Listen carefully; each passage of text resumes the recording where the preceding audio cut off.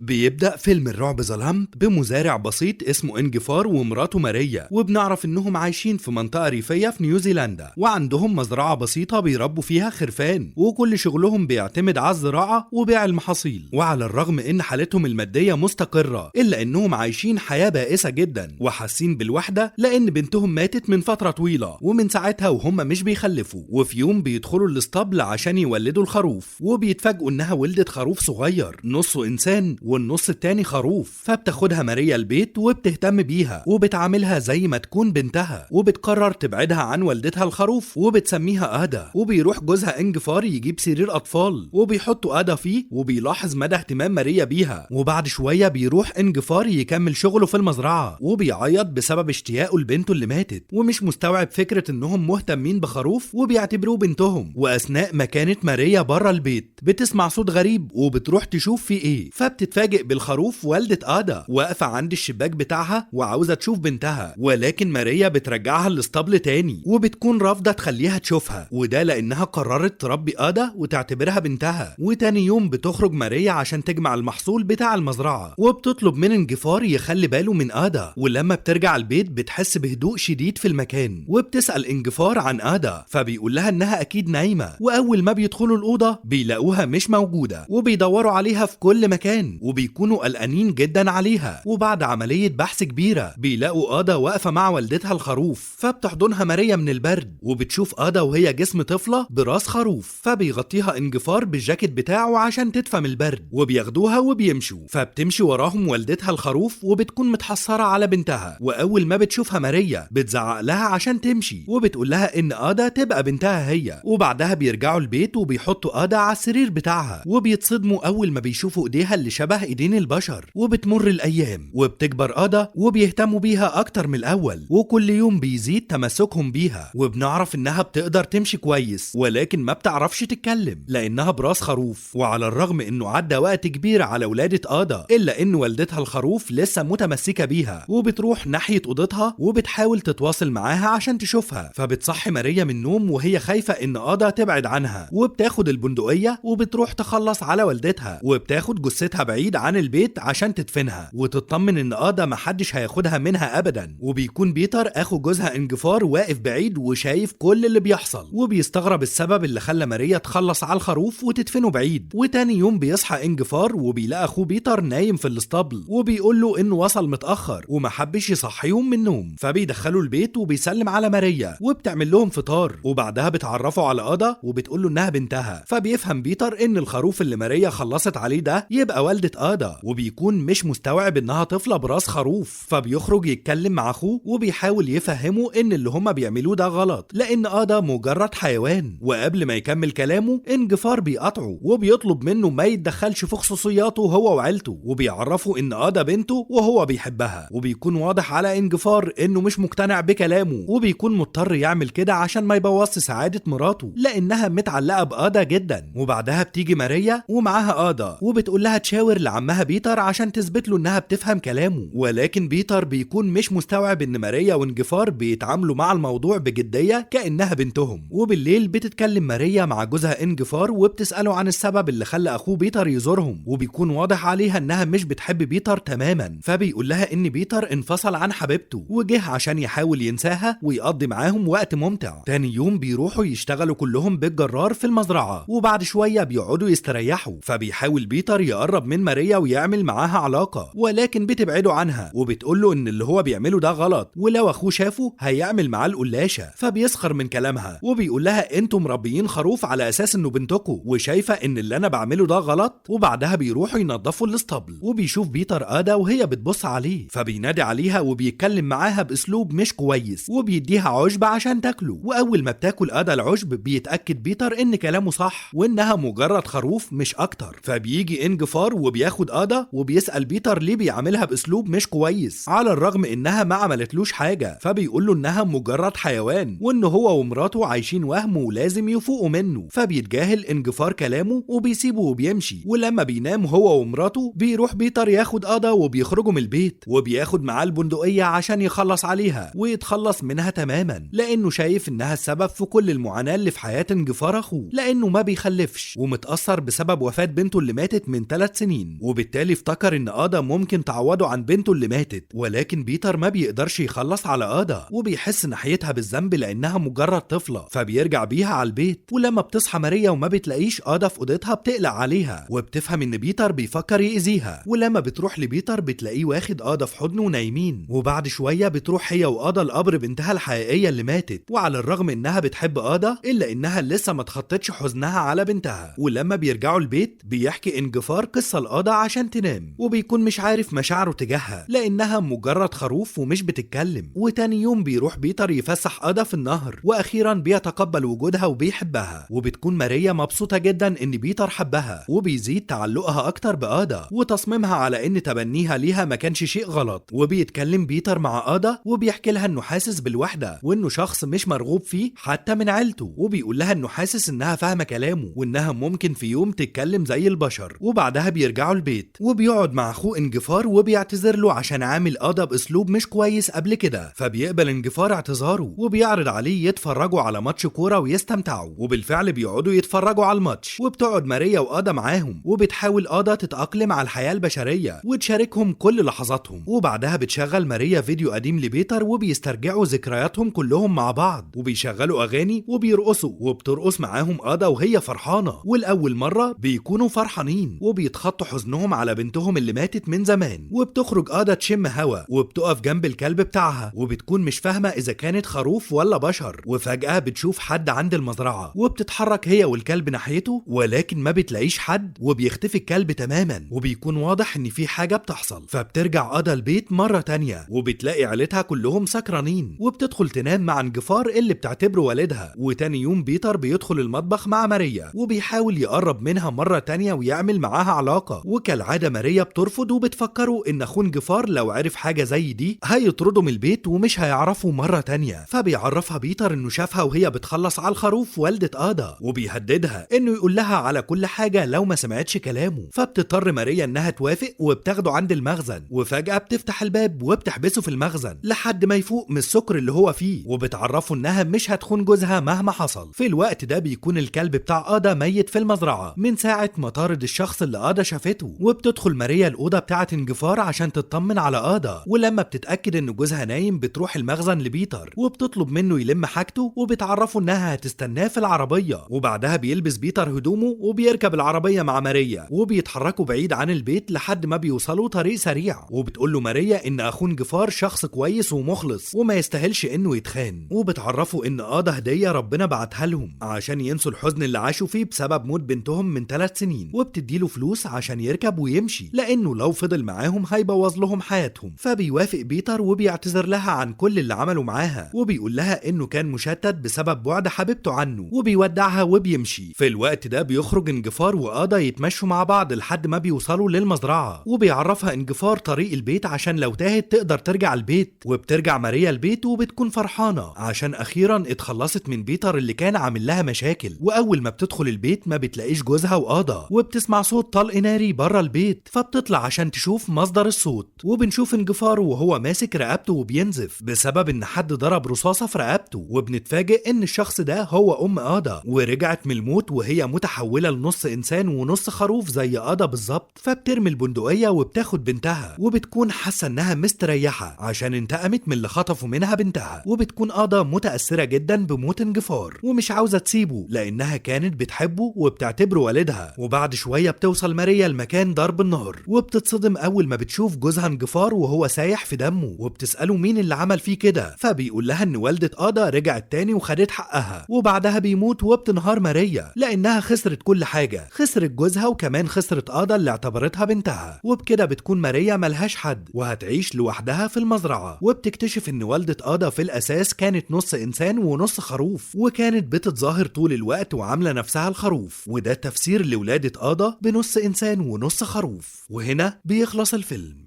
لو عجبك الفيلم ما تنساش اللايك الجميل يا رايق عشان بيفرق معانا جدا، واشترك وفعل الجرس عشان ما تفوتكش افلامنا. ولو حبيت تقترح فيلم نلخصه اكتبه على طول في الكومنتات. سلام.